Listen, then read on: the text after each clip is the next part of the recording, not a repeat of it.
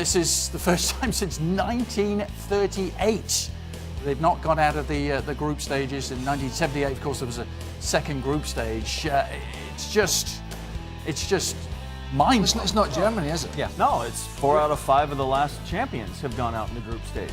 And I don't know if it's a case where you're thinking, well, we're going to do everything the same because we won it, and that obviously worked. But teams have to start realizing that you got to make some changes. They haven't been good enough at all, have they? Mm-hmm. The warning signs were there in the first game against Mexico. They got away with it slightly against Sweden by the 94th minute winner by Toni Kroos, but they didn't play well then. And they were poor again today, really slow, laborious. The creative players, the Ozils, the Werners, the Draxlers, I know he wasn't there today, but they didn't do anything. They haven't got any firepower. It's a really worrying time for Germany, actually, looking forward to the Euros in a couple of years, looking forward to the World Cup, because these main men, the Krooses, the Ozils, they won't be there in 4 years' time. They arguably shouldn't have been there this time, the way they played. And there's not a lot of depth coming up behind them. Well, we talk about, we've in the last 24 hours, we've talked a lot about Sampaoli not knowing his best team. This is a guy who's won the World Cup, Jogi Löw, and he certainly hasn't had a clue what his best team is in this tournament. You had Plattenhardt start, and then you had Hector. You had Hummels, okay, he was injured, but Rudiger came in, then it was Süle. You had Khedira sitting out, you had Rudy coming in, then you had Gundogan coming in, now he sat out today. You had Brandt, Brandt looked as if he was going to be the best bet and hardly played. Draxler was dropped, Ozil was dropped, then he came back in, and Thomas Müller was on the bench. I mean, this is absolutely bonkers from a German point of view. And Leroy Sané's on a sunbed. And you're hoping that all your attack is going to come from Kimmich, overlapping from right back. Let's go out to Ralf Honigstein, a man whose beard is probably bristling as we speak. I can only imagine. Ralf Honigstein has been, of course, following Germany for so long. Actually wrote a book about the reboot of German football. You might have to write part 2 after this, Ralf. But honestly, I know you weren't even at the game today against Korea. You're there in Moscow with Brazilian fans filing behind you. How do you begin to explain what happened to Germany today? Well, the inquest will be long and hard, and of course all sorts of different things come up, lack of commitment, attitude, a possible split in the team camp, which I don't personally buy, and of course selection issues. I think Craig hit the nail on the head to a certain extent. I think Löw came into this tournament with a very specific idea what the plan A is, what the team is, and when it didn't work, he made changes, and then he changed it again for the third game. And Germany never really settled into a rhythm. They never really looked as sharp and as young and as energetic as they did a year ago with a very fresh and experimental team here.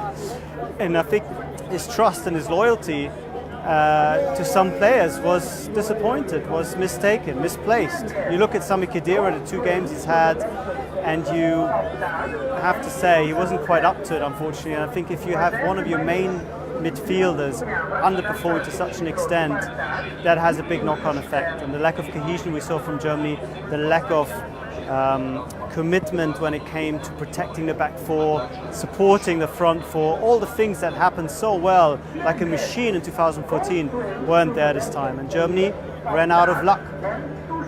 Felt a bit for Toni Kroos in this German team. He's an absolutely wonderful player. And in all fairness, he wasn't at his best, but he's got such high standards. But every time he got on the ball, I felt something might happen. Yeah. When Brandt came on in both games, I thought something might happen. But when the Ozils got on the ball, even today, I mean, he wasn't the only one. There was probably half a dozen of them, but he's the big one. When I watched him 20 yards out with a chance to take a strike at goal, and he's popping it off to the side. Giving it to other people, it's quite incredible. The one thing you've always been able to depend on with Germany is the fury, the never say die. Yeah, but it wasn't like that. I think it was very paramount after the first game. The fact that there was Hummels come out and started blaming his teammates. You knew instantly there was problems within the camp. You knew whether Raf's right there, the Bayern lads against the rest of the German team. But Hummels and Boateng were blaming other people. Somebody else was blaming the defenders, and that's unheard of in the German camp. You never hear whispers coming out blaming your teammates. It's not my fault, it's their fault. We needed more help, people running forwards. And it just carried on from there, didn't it? It just absolutely carried on. To be honest with you, they didn't even really have to come out and say it. You can see it on the field. how there are lines of this team that have 20 yards between each other. There is no real connection between one and the other. Today they lose the ball, and in South Korea, if they were any better on the counterattack, they would have won this game 5-0. I mean, how many times we saw South Korea going in 3v3, 3v2 against Germany, and I know that Germany is pushing forward, but just the lack of organization and structure, and that is something that any of us who have appreciated Germany for years, you know they're going to do that well, the structure and organization, that they're going to do it time and time again, and eventually they're going to wear you out and they're going to win the game. That was never there today, and it was never there in this tournament. Adrian, Monday morning quarterback stuff, I know. Leroy Sané, right? Yeah. It's hindsight. I get it. It might have worked for Yogi Love leaving him out because he maybe felt he wasn't going to be happy around the camp when he's not playing regular. But he made a decision.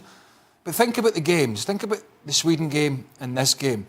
Where were Germany most efficient in the second half against Sweden? Down the left-hand side when they put Timo Werner out there. And he did a great job. But he's not a winger, he's a striker. That's where Leroy Sané plays. They bring Gomez on today. What were they looking for? People to get in behind the fullback or people to get early crosses in?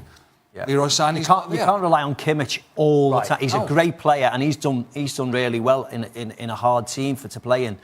And he's bombing forwards all the time. I know defensively with the ball, but the onus was on him to get right up as a right winger almost and get crosses into the box. You can't rely on your right back to do that continually. But then it shifts your defense all around. So he's in a bad position. It's not like your midfield is working extremely hard to get back and cover for him.